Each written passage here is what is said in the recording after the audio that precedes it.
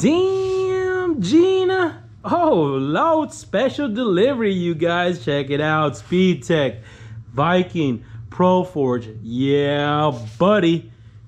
What is up, everybody? Welcome back to the channel. That's right. You already know by the title of this video, man. That's right, you guys. Suspension. We're going to be getting into suspension today. We're going to be hooking up the blue Chevelle, the 70 project.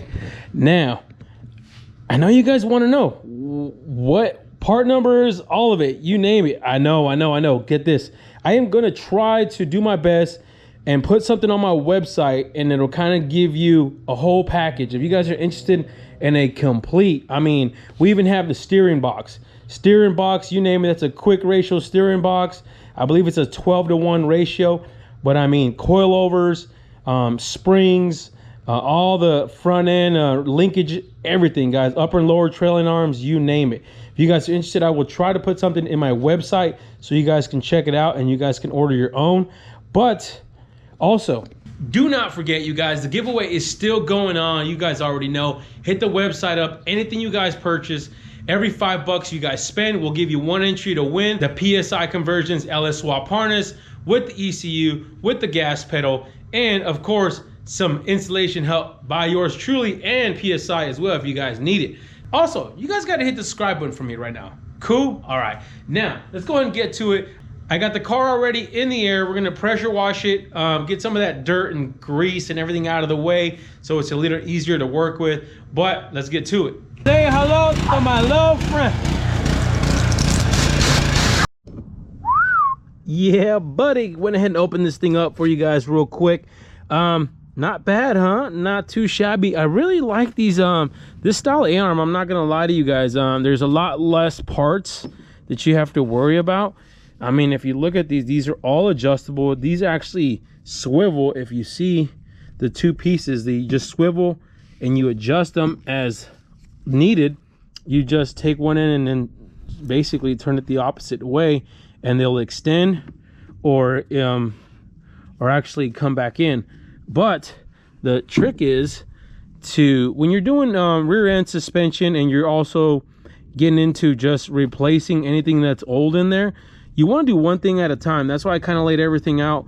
We're going to do the uppers. I always like to do the uppers. So what you do is we'll take one A-arm off at a time. We'll leave the rear end in place. If you guys are doing this on the floor, on jack stands, it's not a big deal.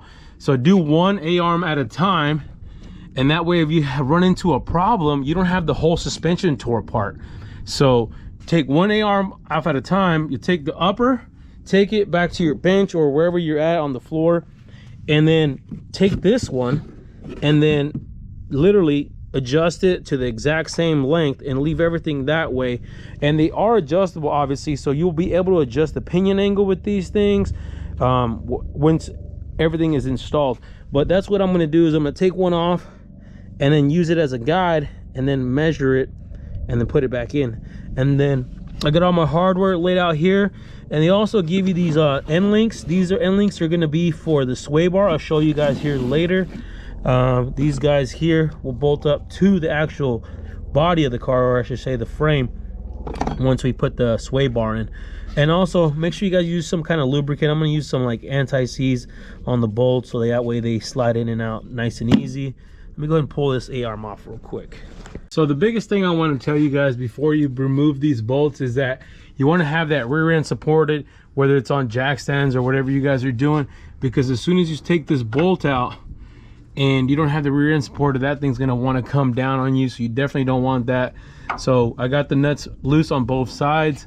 All you got to do is pop these bolts out and then that should be able to come free. But it's kind of hard, guys, to do this with one hand and record it at the same time. So I got this one up here also loose as well, but you can see the issue you're having here is we're gonna hit this brake line.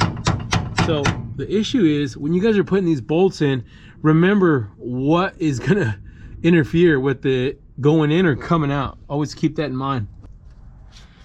You see there's no binding, comes right out. Rear end didn't shift, didn't move around. I can actually put this right back and it'll slide right in perfectly. That's what you guys want, make it a lot easier when you guys are doing these uppers. So when you guys are putting these bolts in, I would definitely not tighten the bolt. I did the back one first and then went ahead and doing the front one now, but I would never tighten them until you got them both in. That way you got a little bit of wiggle room to play with, and that way you're not fighting anything. All right, y'all, both uppers are in. Remember though, grease fittings pointed down. Remember, we'll grease everything later. But lower A-arms. Now, here's where I get a little bit tricky, because if we were just doing lower A-arms, then we just pop this one out, be done, right? But we're doing coilovers too, so their coilover bracket involves removing the strut and all this other good stuff. So we're gonna go ahead and drop this guy, and drop this guy, and then remove the spring and all that. So we're gonna do all that first. Obviously, we'll probably just start with the A-arm and then start removing everything, but let's do it.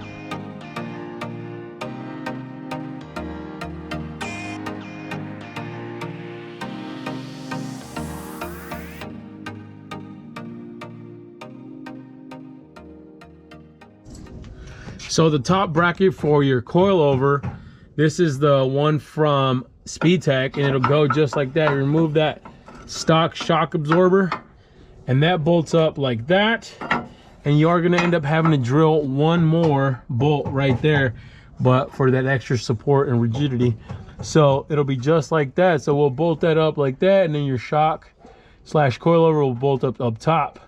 So I'm going to have to do some work here, guys. Hey, who that over there?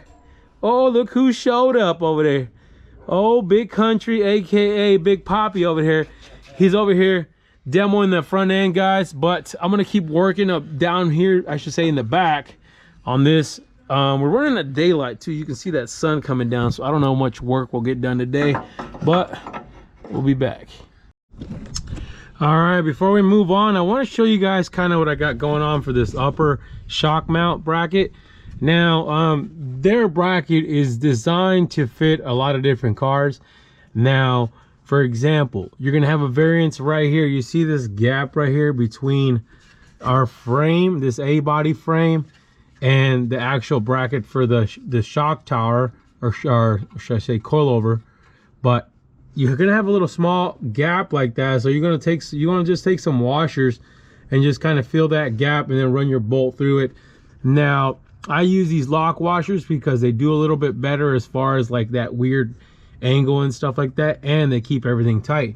So another thing I want to note as well is I got a hold of them, and they said the biggest thing is that they just need to have 3 mounting points. You got 3 mounting points. You got 1, 2, 3, the 2 originals, and that third one here.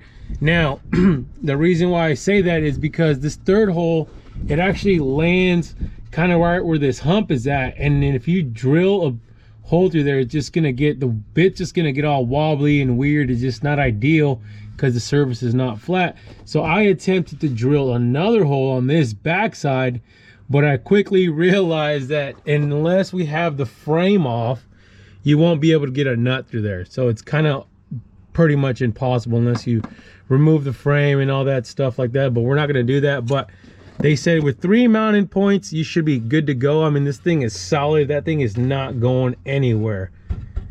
Now, this lower bracket, you guys can see, I got it kind of mocked in here for the most part. This is obviously Speedtech's lower bracket. Now, on a stock 12 bolt, 10 bolt even, this would probably fit a little bit better, but because this is a custom 9-inch rear end, and it is have the similar design off the 12-inch for it. Now, what you end up have to do still, you still have to kind of notch that area. You guys can see kind of where I notch it. Every rear end's going to be a little bit different, but even in Speedtech's instructions, they say you have to do some cutting just to make sure that bracket fits okay. So you're going to have this bracket kind of sit just like this, and it'll end up really holding on with that lower control arm. And you'll have one more bolt up here that you're going to have to drill out, so that way it thing is nice and tight and secure. And then you can really put your lower A-arm in here, and that bolt will, for the most part, hold it in place. Now, you are going to have to mess with that lower A-arm. It is adjustable. So that lower A-arm is really what's going to determine the location of this wheel, whether it's centered to the opening or not. So keep that in mind. This little bracket here also comes with the kit. This is where your actual strut will ride on. Pull this out here a little bit. So your strut will actually ride in here, and then it'll go all the way up top and mount up top there. So we need to make another one like this guy here. I already got this one kind of pre-assembled, ready to go, other than the NICs, but you guys can see what it should look like, something like that. Now, what you're gonna have is your coilover body itself, and then this all comes out of this box, out of this kit. If you want to extend it, you can pull it out a little bit, so it's easier to work with. First things first, you're gonna have a lock ring, this guy right here. Put that one down. I'm gonna spin out that guy all the way down until it hits the bottom of the shock, more or less. That's fine. Then that guy, the base, where the actual spring should ride on. Same thing, spin it down. Then, if you guys want to spend the extra money, these are not necessary. You can just use like a washer like this. This will come standard with it. But if you spend the extra money, you get the thrust bearing, and this will allow you guys for a lot easier adjustments. So you're going to have the bearing in the middle, and you sandwich it with the two washers, and you slide those in place. This will allow for easy adjustability for that coil to ride on. And then you're going to have your actual spring. I always like to take the Viking logo and put it to where you can read it. Just like that. And then, since you didn't use this guy, I like to use this guy up top. Slide the hat up top like that. But now you're going to have to run the actual spring down.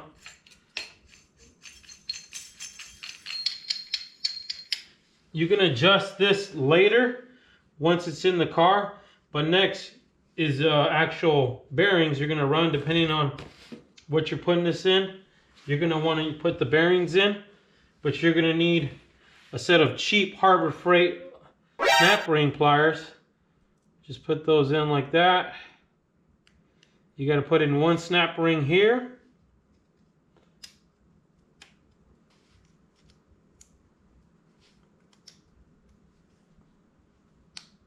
Got to make sure it sits in the groove right. If it doesn't sit in the groove right, you can kind of push it down with the screwdriver. Now, turn it over. Now, it's time to put the bearing in. If you want to take a little bit of a assembly oil, a little bit, just put a little bit of a dab on there, just to help this thing go nice and smooth in. Just like that.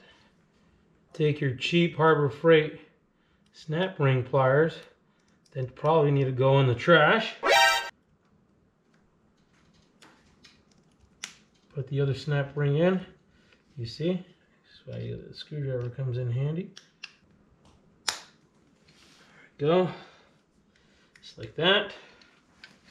Do the other side.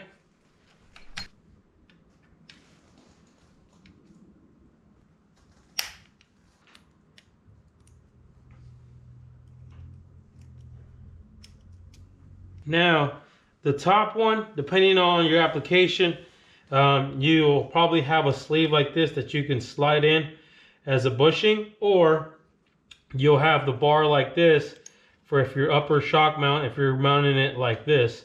But we're going to mount it using this with the bushing. So we'll have the bushing slide in like that. And that should be your coilover assembly. And then once you get it in the car, you can adjust the height on it and also the rebound and compression and all that good stuff. Damn, Gina. Looking good, y'all. Looking good. Tell me what you guys think, man. We got this thing set up real nicely now. Obviously, we'll adjust everything. We'll adjust the rebound, compression, and all that good stuff once we get the car ready to drive on the road with the new set of wheels and everything else like that. But you guys can see kind of this is what it'll look like for the most part when you guys are done. Everything is mounted up, ready to go. Let's go ahead and take care of this side real quick. Bam! What you guys think though? Not too shabby, looks good. This side is all done, ready to go as well. You see, we got everything notched, cut, drilled, and set up. But you guys, I think we're gonna stop the video right here. Like I said, we'll move on to the sway bar stuff maybe later on once we kind of get this thing figured out, because I don't want to drag this video on too long. So what we'll do is we'll continue on. We'll kind of make it a little bit of a series for the suspension. That way you guys are not sitting here for an hour trying to figure this stuff out. But guys, giveaway, enter the giveaway, gooseperformance.com. Get your swag, support the channel, and get a chance to win your harness for your LS swap. Man, this sun is killing me, you guys. Hold on. Let me put that GP hat on right quick. There we go. Guys, hit the website up, support the channel, enter the giveaway, and you guys already know, stay wrenching.